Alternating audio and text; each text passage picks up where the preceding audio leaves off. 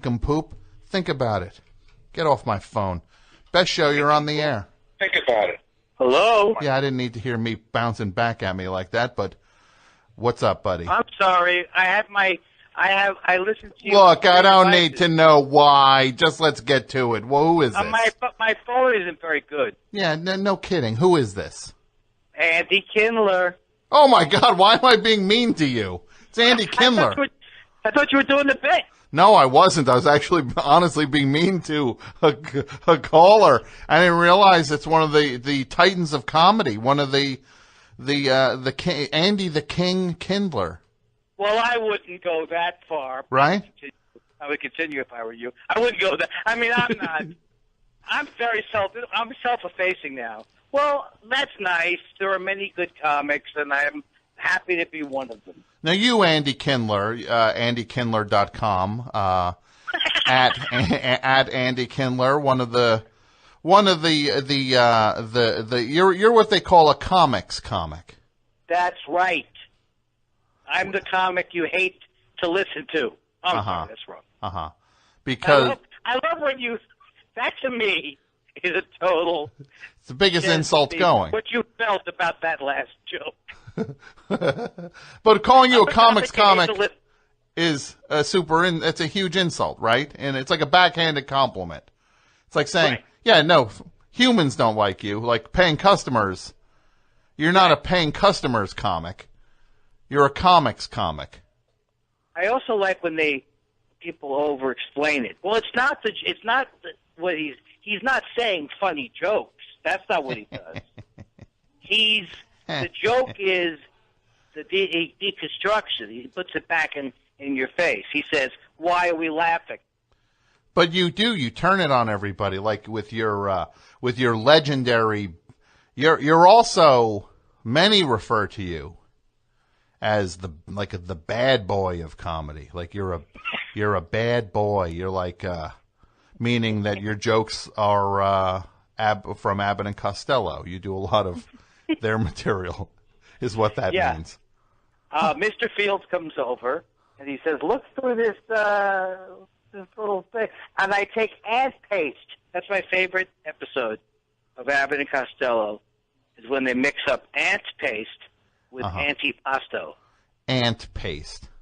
Yeah, because antipasto comes in a can. Yeah. And you always keep it next to the ant paste. Now that sounds like Abbott and Costello really just wanted to be anywhere other than filming this thing at that point. Fine.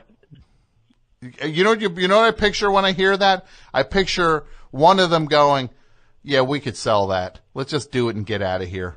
Like, yeah, I could sell that. Just make sure it says ant paste really big on the can. I'll sell it. It's stupid, and if you idiots ever write something that dumb again, you're all fired. But I can sell that. I could stop watching their show when I was a kid, and I didn't understand Stinky. It bothered me. Stinky, it got to me. Now, Andy, you do the. I've got nothing. You do the state of the industry thing where you go to Montreal and you turn a mirror to the business of comedy and you make all these people look at themselves and see the what they really are. Right. And how's that working for you? Well, first of all, I was thrilled. I got a shout out. What they call it. From you. Yeah, that was because I listened to it, and you're giving the business to everybody. You're giving it to Seinfeld and to Ricky Gervais. I don't think I hit Ricky Gervais this year. Didn't you say some atheist thing? And didn't you get a thing in there with that? Probably. But who you gave the big? Who Seinfeld was the big one, right? Well, Seinfeld was the big one because he didn't. Because he really, I love that show, Seinfeld. I watch reruns of it all the time. Mm-hmm. My wife enjoys it. Mm-hmm. Who have I turned into? But look, they can't hire you anymore. They're not making more of those. You can stop. I feel like every ship has sailed. I really don't think that long anymore about what will happen. Like at this point, you're not even sure if Andy Kindler would return your calls. Right. I'm turned off by what I'm doing. I don't want to be associated. You're stepping. Andy Kindler is stepping away from Andy Kindler at this point, looking to distance himself. I like to distance myself from my own act, as you know, and then when I say something weird, I go, "Who wrote this?" That kind of a thing. I hate when I launch into an actual line from my act. And so it makes me a fraud. Now, with your act, which is very fresh and very contemporary, and just reference heavy. It's very reference heavy. It just you do this thing, the state of the industry, which people can hear online, and it's really funny. Because the Seinfeld thing, you're giving him the business because he was complaining about how like he couldn't tell certain jokes anymore, and it's like when did this guy become like it's like the guy he's doing the equivalent of somebody who wants there to be a draft once he turns 50. He's like you know what, there really should be a draft. I think he got it was very strange because he goes on this, I don't know if you listen to the Cowherd show. No, I didn't hear. He was on Colin Cowherd. Yeah, that's where it all started. And just the fact that two things bother me. That he doesn't play colleges. He doesn't play them. Yeah, because he's moaning about I'll never play a college, as if he's not playing anywhere that's not Las Vegas. Yeah, casinos, various casinos. Yeah. And then, so he does that, and then he just decides that the PC police are around. And meanwhile, this guy has said the most ridiculous things over his career. He used to say everybody had to be clean. And now he's saying he admires, Louis C.K. is not afraid to say anything he wants to say. I mean, I don't understand is he saying that he has that he would do a child molestation chunk? I mean, I don't really know what he's saying. Well, you know what he's saying now? He's like the guy who is like the guy behind the guy who's beating people up and who like is yelling at the person getting beat up. Like, yeah, we're beating you up right now. Right. But he's not punching anybody. Yeah, but I mean, I know it's superficial, but I know I'm filled with rage. You don't have to tell me that. But at some point, don't you think he'd at some point during the day say, "I've got $1 billion in the bank. What am I worried about?"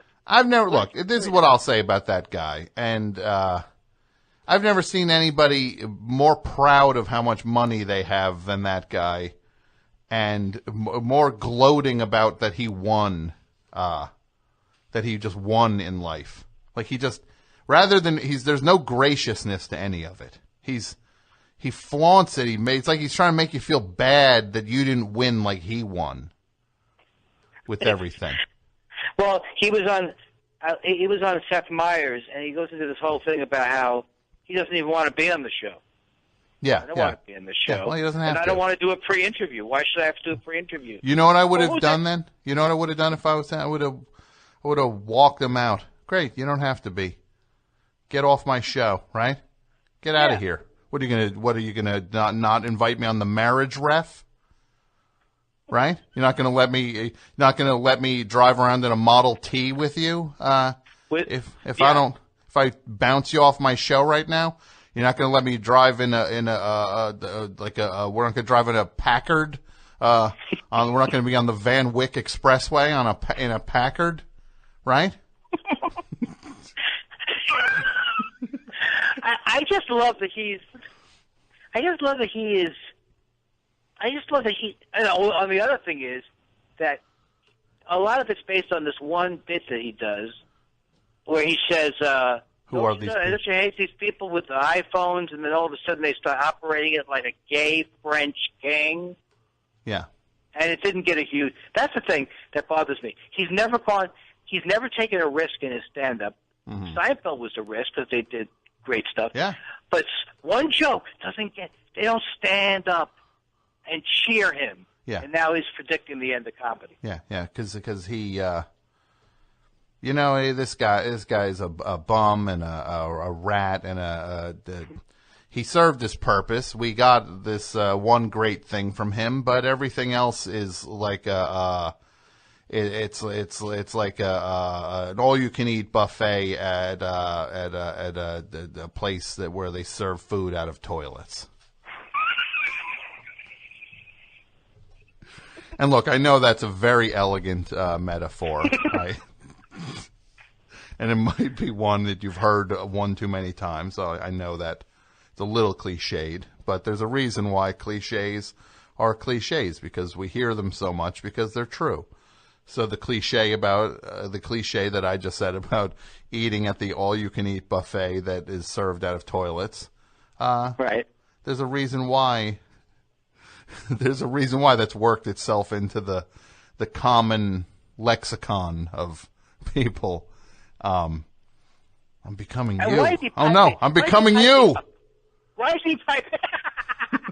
Hey, welcome to my world. No. But maybe that should be my catchphrase. Welcome to my world. Welcome to my world. Yeah, I like that. And like you should underline, like you could have it be like welcome to my world, but then people aren't sure how that it's phrased if they see it just written out, and you're just like, no, it's not welcome to my, it's not like you're doing welcome to my world, like you're singing that song. It's like, no, welcome to my world. Yeah, from the guy who brought you join the club. It's welcome to my world. From the guy who brought you. From the guy who. Now, have you covered the whole Billy Crystal and how that show? Were you riveted to the comedians? It was about. First of all, they did it. I don't know if you've seen this before, but they did it like it was fake documentary. I don't know if you've seen that premise before. Well, I gotta say, I started watching it. I was a little terrified. I was like, do these guys know that they're being filmed? I actually called over at, I called his management and I was like, hey guys, I just want to let you know, I think somebody might be filming your client, unbeknownst to him. I think there's, you guys might want to look into this. I think there's some sneaky doings going here where they're filming him and putting it on television.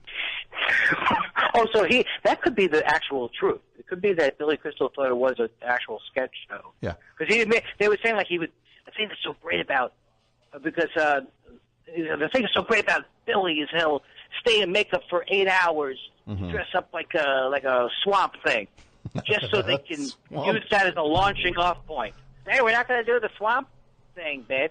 Yeah. And then they get in an argument with Josh Gad. And I don't know when Josh Gad arrived on this. Nobody alerted me that he was going to be in everything. He jumps out of my mailbox in the morning. He does 10 minutes. When did Josh Gad? Why Josh Gad? Yeah. Andy, this is. I wish I had all night to talk to you. I have a lawyer on the other line. I have a lawyer who's waiting for me to pick up. I blew it. No, you didn't. No, you scored. This was like a cameo that no one saw coming, and everybody just had a blast. And then they wish it could keep going on, but the clock says otherwise. We just don't have time to go further. We just don't have time. When are you coming to New York City again? I'm going to be at the Union Hall thing again. Really? When is that? Yeah, Thanksgiving weekend. Thanksgiving. Will you please come here? Can we figure that out? I would love to come to the studio, but what if I come to the studio and pull a Kindler like I did tonight? Oh, I would love nothing more than to have you here for 3 hours. I'm telling you. Please come by. All right. Hey, you know what? I have to go too. You Oh, know, okay. No, I know you're a very busy man. Very busy man. I'm very sorry, Okay. Tom. Okay. No, stop. I'm glad I could be the sorbet. Well, thank you for calling, buddy. I do appreciate it. I'll talk to you later. love you, man. I love you too. Bye. See, we love each other in show business. Best show, you're on the air. Oh, hey, Tom, it's Bonaventure in Canada. How are you? Bonaventure, you have something for the topic? Yeah, I had Jareth the Goblin King. The what? Jareth the Goblin King from the Henson movie The Labyrinth. I don't know what that is. I mean, I know what Labyrinth is, but I don't know what he did. Oh, he kidnaps a baby, coerces Jennifer Connelly, and he has like a bunch of like ugly Muppets. Yeah, that one's slaves. upsetting me. That's upsetting me. I'm hanging up on you. Best show, you're on the air. Hi, Tom. How are you? I'm good. Who's this? Good. This is Evan from Saskatchewan. Evan from Saskatchewan. What do you have for the topic? Well, for the topic, I was thinking Hider in the House, but I had something else for you, Tom. What do you got? Well, you were talking about Garrison Keillor earlier and Prairie Home Companion. Yeah. Mm-hmm. I'm wondering if you could be, because I'm sort of a bumpkin, a rural person, if you could be, maybe you could be our Garrison Keillor. Of Canada? Brooklyn. Yeah, Brooklyn Home Companion. Tell us about Nintendo and jump rope, pub crawls, and all that. No. Best show, you're on the air. Hi, Tom. Hi, who's this? This is Alex from Toronto. Alex from Toronto. What's up, Alex? You got something for the topic? Yeah, I have an idea. I was thinking about Rushmore. There's a scene where, I hope this isn't spoilers for anyone who hasn't seen this movie yet, but... Oh, stop. You're really worried about a spoiler? Movies from 1996? People had their shot. Culture's changing, man. Culture can change back if it's such a thing as a spoiler from 18 years. They've had to watch it. I'm telling you this also. If somebody will email me and tell me about this movie, The Gift, that's coming out now, the Jason Bateman movie, I have no interest in seeing it. I just want to know what the twist is. If someone would email me and tell me the twist, I would appreciate it. So go ahead. What do you got there, champ? So there's the payback scene where, set to that Who song. Yeah, quick one. Max Fisher and Bill Murray go back to back. And the one thing I'm wondering about is, so Max Fisher sets loose bees in his hotel room. Mm-hmm. Then Bill Murray runs over his bike after breaking the chain on it, which is that's double illegal. And then Max Fisher cuts his brake lines, which he does get arrested for, I think. But what I'm curious about is it actually illegal to set loose bees in a hotel room? All right, I'll ask on that one. I'll ask what that would be. All right. Thanks, buddy. I'm going to... Hello, Best Show. Hi. Hi, is this Grace? It is. Grace, how are you? I'm doing still pretty good. All right, we got a bunch of things I want to run by you. So okay. Strap in. Get ready for this. Right. First thing. First one, Weekend at Bernie's. Two men gallivanting with a corpse. And they're pretending that the person's alive. They're putting him in boats. He's flying into the water.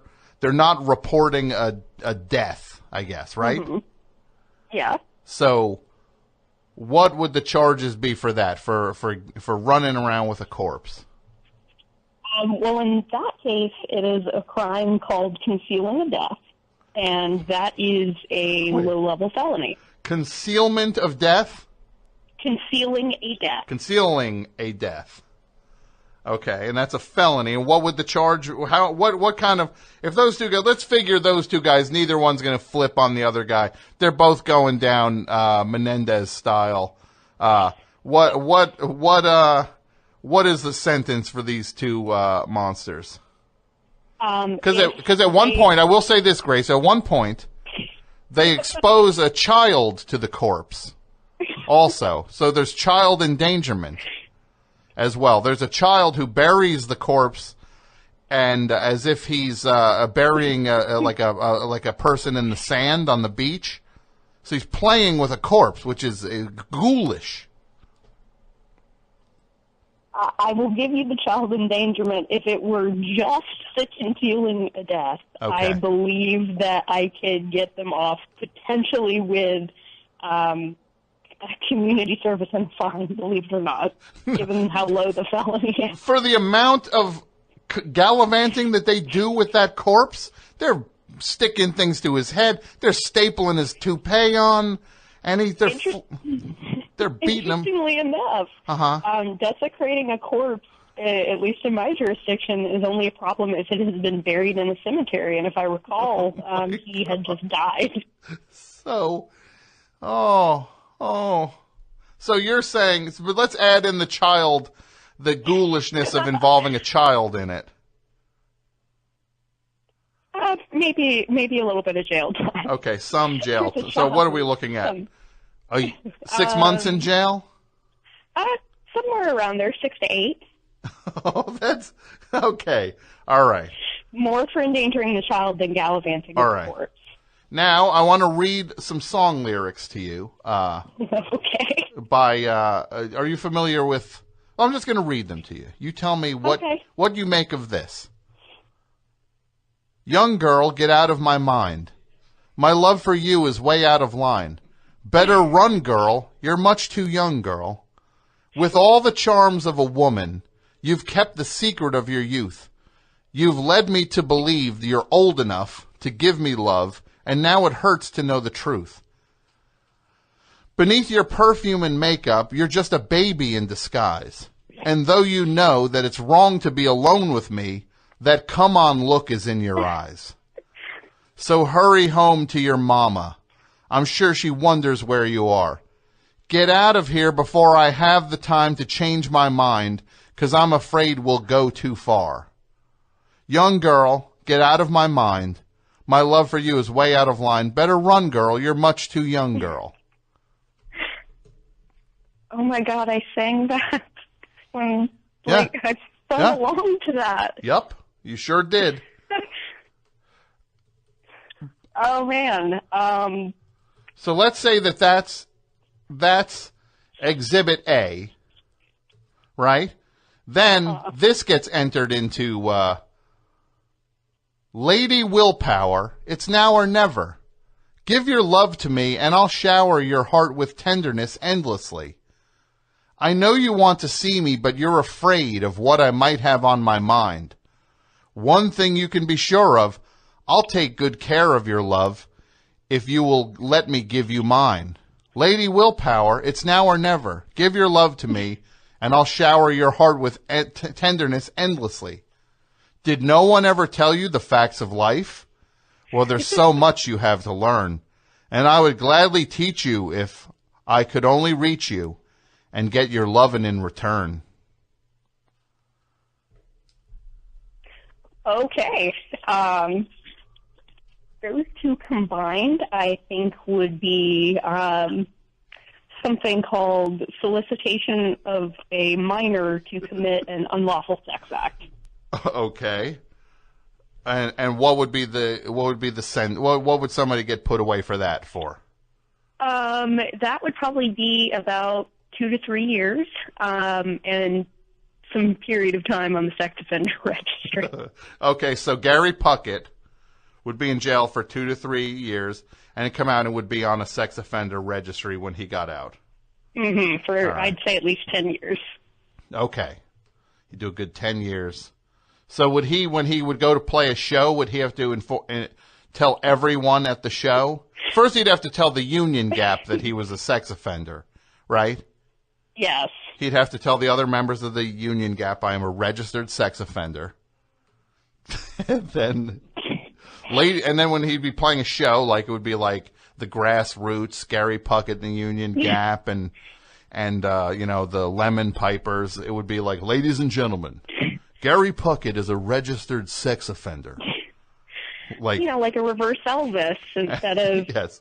Gary Puckett is leaving the building. Gary Puckett is entering the building. Ladies and gentlemen, Gary Puckett, a registered sex offender, has entered the building. That would be the announcement. Here, I'm going to read something else to you. Okay. Different. So Gary Puckett, 2 to 3 years on a sex offender registry. Here's one thing. 1 foot on the brake and 1 on the gas. Well, there's too much traffic. I can't pass. So I tried my best illegal move. A big black and white come and crush my groove again. Go on and write me up for 125. Post my face wanted dead or alive. Take my license, all that jive. I can't drive 55. So I signed my name. So he's already in front of the judge here. He says, Then he says, here's the thing. So he seems like he got put away for this already. Like he got sentenced. Because the judge says, boy, just one more. I'm going to throw your ass in the city joint. Looked me in the eye, said, you get my point? I said, yeah. So then he gets out of jail, and then he says, when I drive that slow, you know, it's hard to steer. I can't get my car out of second gear. What used to take 2 hours now takes all day. It took me 16 hours to get to L.A. Go on and write me up for 125, post my face wanted dead or alive, take my license, all that jive. I can't drive 55. So he got put away for it, and he's reverting to his old ways. So this is a repeat offender. Uh-huh. What happens to Sammy Hagar in this situation legally? Well, honestly, not a whole lot. Okay. He would lose his license for a year and get a fine. Okay, so he loses his license. He loses his license and gets a fine. All right. Not doing this Van Wilder one. Sorry. That's disgusting. The movie School of Rock, Jack Black impersonates a teacher and accepts payment, and then takes the kids off campus and puts them into a battle of the bands. Ooh. Oh, my God. That's a really good one. Yeah. I mean, there's something called obtaining property by a false pretense, and that covers his paycheck because he's getting paid to be a substitute, if I remember. Yeah. But as to taking the kids somewhere, that could be kidnapping. Kidnapping? So what kind of charge is Dewey from School of Rock looking at? That is, if I am thinking correctly, I believe that is first-degree kidnapping, which is the worst kind of kidnapping. Okay.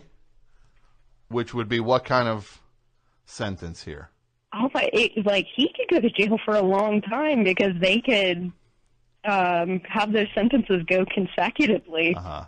So we could be talking more than life in prison. So life. Let's just say life in prison. Okay. Life in prison. All right. I think we have one more. Somebody wanted to know, some weird caller this one's a fringy one. Okay. From the movie Rushmore, Jason Schwartzman lets off bees in a hotel. He lets off what? He brings in like a box of bees, like live bees. Oh. Yeah.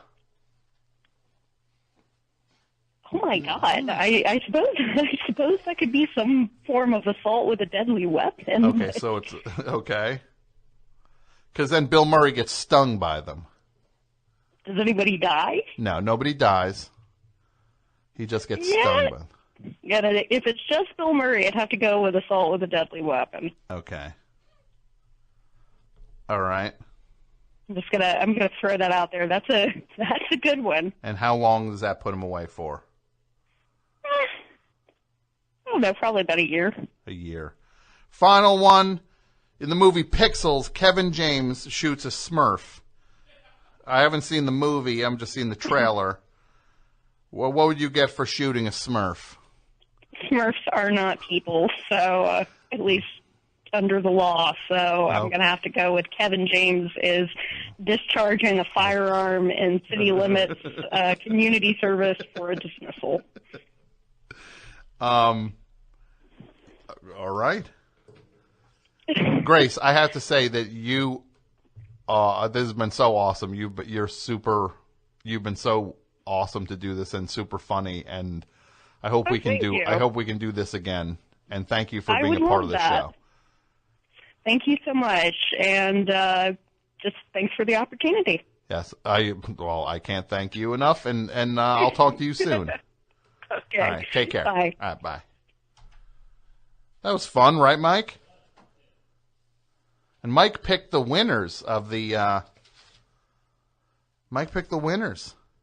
here of the tickets. Let's go back to the phones. Any of these you should, if you're on hold right now, we're not talking about the topic anymore. So are we doing a half hour power tonight? Yeah. Guys, we're doing a half hour power. We got a special guest is going to be in on it. You going to do it? I want this guy to be a secret. It's going to be a secret. On that all right that it's a secret? He gave me a thumbs up. He didn't even nod. This guy knows how to play the secret game. Tell you. Got this Paul Bruno moaning on Twitter. Man. He's got a sweatier Twitter account than Harry Dean Stanton and Repo Man. Man, Harry Dean. You see, every movie Harry Dean Stanton. That guy is. If there was a Hall of Fame for people who sweat, I'd be in it, right? Harry Dean Stanton would be in the Hall of Fame like this. Every movie's sweaty. You know what I mean? He's in a cheap suit and he's sweating up a storm. Every movie. Looks like somebody dumped a bucket of water on his head. Every movie. Harry Dean Stanton. Guy's sweating up a storm. And Paul Bruno. He's the Twitter equivalent of Harry Dean Stanton. It's a sweaty Twitter account. Either he's browbeating me into not following the letter of the law with his band, or he's complaining about some wrestler, or he's moaning about Staten Island. Tell you. So we're going to do the half-hour power. It's going to be 3 hours of unscreened calls, and you should. We'll do it in a matter of minutes, and we'll reveal our special guest, super caller. That's all I'll say. Super caller. Being that the other super callers are, well, this one's a surprise. This one's the surprising one, I think. Yeah, we'll do that. So you're going to call 201-332-3484. Best show, you're on the air. Hey, Tom. Hey, who's this? This is Evan again from Saskatchewan. Evan in Saskatchewan. What's up? Well, I was wondering, am I on the half-hour power? No, not yet. Quite. No, I said best show, sir. you're on the air. Yes, sir. I'm just wondering, you ever sit around and listen to those conversations where people who are thriving to be in the industry, like, do their own projects and stuff, and they talk about it so confidently? What do you feel like when they reference things that you love or things that you care about as they're motivating, but you can tell that their content will be much less than that? Is that what are you talking about? You know, if somebody's like, "Oh, I'm a filmmaker. I want to be like Quentin Tarantino, or I want to be like so and so." Sure. And does that frustrate you to the point where you want to give up, or does that frustrate you to the point where you want to make them look foolish by doing something better? Look, this is a two-parter. First of all, you got to just worry about your stuff. Don't worry about other people. Right. But secondly, and more importantly, so you're hearing all these conversations, huh? Yeah. Right? Eavesdropping, right? Uh-huh. Hearing those people in their private discussions, right? Well, they talk quite loud on purpose. Right? Oh, they're talking quite loud in their house, right? Right? Yeah. But there you are on your little step stool, right? Creeping your neck up over the ledge, looking in, right? Trying to be a part of it. Seeing what you can see. Right. Peeping up a storm. Maybe you hear some stories. Yeah, this one guy, he's talking about how he wants to be Quentin Tarantino. Yeah, what's he watching? Oh, look, he's watching Inglourious Bastards. I wouldn't mind watching a little bit of this.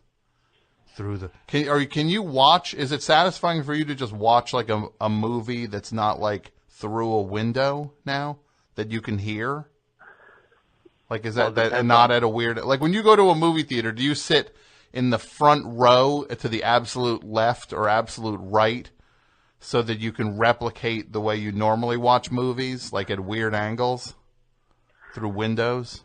Yeah, peeper. Get off my phone!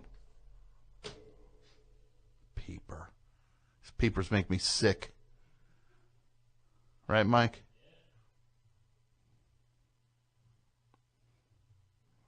Well, my friends, the time has come for the best show to end. I'm gonna. Calm down. Oh, this guy. Yeah. Got a real Bob Morton out there running the show. Really, don't worry. I got my, he's, what's his name, running the Tonight Show. Right? Who ran the Tonight Show? Greta Van Susteren. What was her name? The guy's name? What? Yeah, the guy. The producer of the Tonight Show? I can't remember what his name was. Fred DeCordova. Thank you. Here are the winners of the tickets. These people have won a pair of tickets to the cities that they will see Scharpling and Worcester live. And everybody else, if you didn't get your tickets, I'm telling you, man, you go to Scharpling and Worcester. No, you go to stereolaughs.com, LAFFS/tour, and all the links are there for the tickets. Seattle on August 27th, Numos. The 29th at Doug Fir in Portland. Then taking the show down to San Francisco. And Scharpling and Worcester will be live at the Great American Music Hall in San Francisco on Thursday, September 3rd, and then closing it out Saturday, September 5th in Los Angeles. Go see these shows. The winners of the tickets, Seattle, CJ, at a Database Animal, won for Seattle. Got Portland, Peppy, Warded, I don't even know what this is, Warded Halls, something about yoga pants. Then San Francisco, Winston, at the Palmer Feed. What's this, a Shrimp Connect? Mike's making his more shrimp connections. And somebody else promised him free shrimp in Los Angeles, Tito Perez. So congratulations, you people have won a pair of tickets. We will get in touch with you. Thanks for listening. The Best Show will be back next week. Fun times. There's a fun show. Right, Mike? Yeah. Right, Dudio? Right, Pat? And we will be back next week. Thanks, everybody, for listening. The half hour of power's coming up next. Call 201-332-3484. Unscreened rapid-fire phone calls with our special guest, who? Dave from Knoxville. That's right. Stay tuned. He's in studio. We'll talk to him on that half hour of power. I'm going to send us all out listening to a song from the new album by No Joy called More Faithful on the Mexican Summer album. Here's Remember Nothing.